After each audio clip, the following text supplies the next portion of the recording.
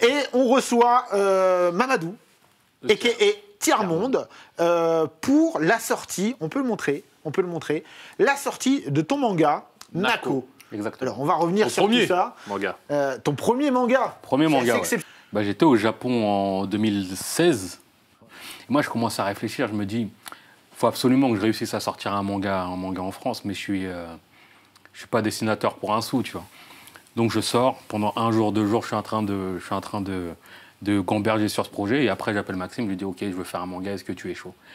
Il me dit, ouais, je suis chaud, mais tu vois, lui non plus n'était pas trop fan de manga, lui c'est plus de la BD, il est plus fan de Sphare ou de Balak, tout ça, de Vives, tout ça. Ça se ressent énormément dans son dessin, d'ailleurs, c'est ce qui caractérise Nako. L'aventure Nako, c'est du travail à distance, parce que Tiers-Monde vient du Havre et moi de Montpellier. Donc on fonctionne surtout par WhatsApp pour construire notre univers, avec plein d'images de référence, de dialogues, etc. Et de quelques réunions sur Paris. Le travail s'est fait à distance entre le Havre, Paris et Montpellier. Ouais, c'est ça. On a, comme il l'a dit tout de suite, on a fonctionné énormément via WhatsApp. Là, dans nos conversations, on a quasiment 1800 pièces envoyées, c'est-à-dire des dessins, des inspirations, Des etc. notes vocales aussi. Des notes vocales. Combien de temps vous avez mis pour...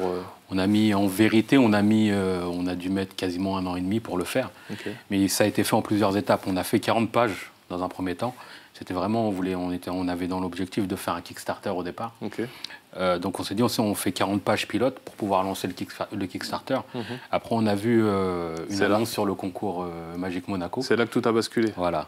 On s'est dit, on va le faire pour plus ou moins jauger le manga qu'on est en train de faire. Réexpliquer un peu le truc. Il y a tous les ans, il y a une rencontre à Monaco, ça s'appelle le Magic, où il y a un concours de manga. Il y a un concours qui est, enfin, un rassemblement, comment ça s'appelle, le Magic, qui est dirigé par Cédric Bussiaï. Et toi, tu as participé? Voilà, on s'est dit on allait participer pour jauger plus ou moins notre œuvre, tu vois. Et on envoie les 40 pages, on attend, on est sélectionné dans les 70 premiers. Ensuite, on passe dans les 10 premiers sur 70, donc. Et après, on est dans les 5 finalistes, on est donc invité à Monaco. On se rend à Monaco.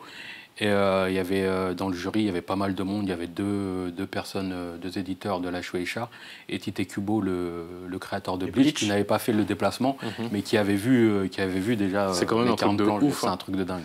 Moi, déjà, tu vois, je te disais, chez Urasawa, c'était du rêve. Bah là, le rêve continue un peu.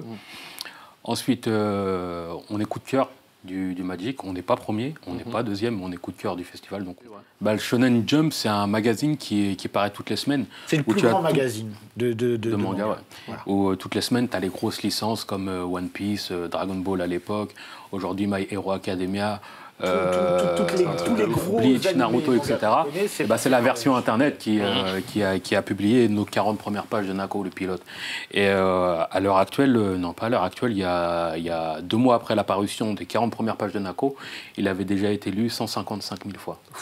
Donc on est clic d'or, je crois. Donc c'est une grosse fierté. Puis, sachant que c'est au Japon, c'était en japonais. Traduit en japonais.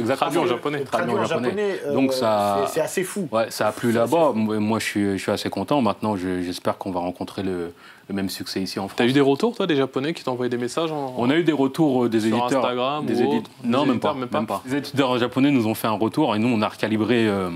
On a un peu recalibré notre histoire par rapport à leur retour, vu qu'ils ont de l'expérience dans ce domaine-là.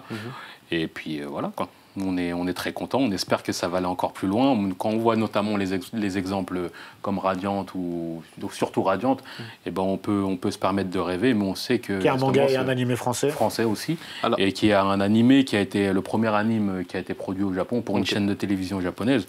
On ne peut pas s'empêcher de rêver. Et surtout que le rêve, c'est mon carburant aujourd'hui. Ton manga il va sortir là en France, va-t-il sortir au Japon? Il va sortir en France, pas encore au Japon, justement, parce qu'on a chaque chose en son temps. D'abord, on lance en France. On sait que les traductions en espagnol, en italien, en anglais sont en cours. Et j'espère que la prochaine étape, ce sera le Japon. C'est le tome 2 qui arrive donc en juillet, début juillet. Et là, on est déjà à 120 pages. Vous avez quasiment terminé. Il nous reste une 60aine de pages, vraiment. Et après, ça va être en fin d'année, début 2020, il y aura le tome 3 qui sortira. Donc vous vous donnez à peu près 6 mois entre chaque tome? Exactement. C'est ça? Parce que justement, on veut habituer le lecteur à la saga. Et on sait que le manga, c'est un milieu où il y a énormément de sorties, donc on est vraiment obligé de la première année d'être C'est un très bon rythme, ça fait, on va dire, un arc fini en 1 an et demi à peu près. Exactement. Là où certains mettent 3 ans. Non, je te dis des bêtises, on va plus être sur du 3 ans après parce qu'on va un peu plus espacer les sorties un peu. Ah bon? Après, ouais, à partir du tome 3. Ah, à partir du tome 3, pardon, vous serez plus dans le même rythme. On va essayer de rester dans le même rythme, mais c'est plus ça ressemblerait plus à un choix artistique pour être sûr de ne pas passer à côté d'idées, d'avoir le temps de gamberger, on sait que dans la précipitation, on peut passer à côté de certaines choses. Moi, il y a des moments où on préfère se laisser le temps quand même.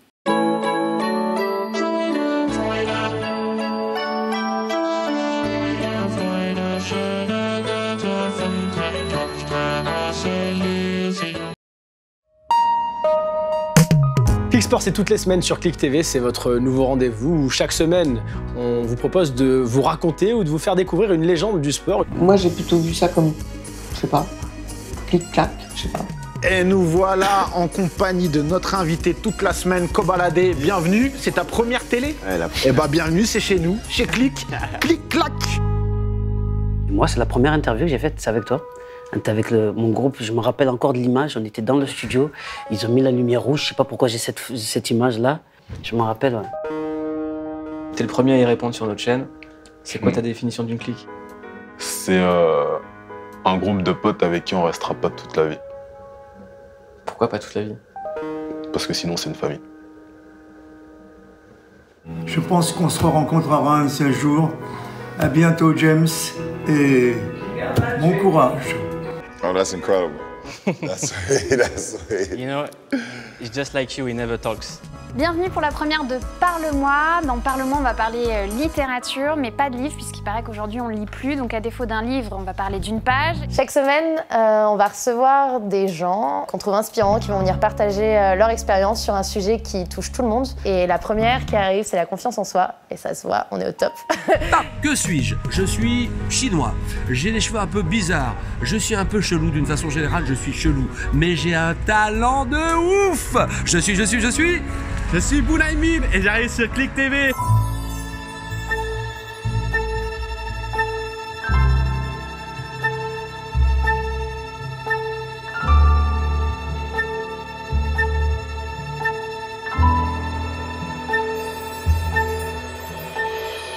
Salut, c'est Cut Killer et chaque semaine je vais vous présenter un album.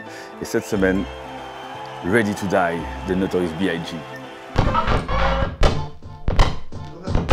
J'en fais bien. Mouloud, c'est pour toi. Reportage spécial en direct de la Somalie avec Jérôme Jarre ici.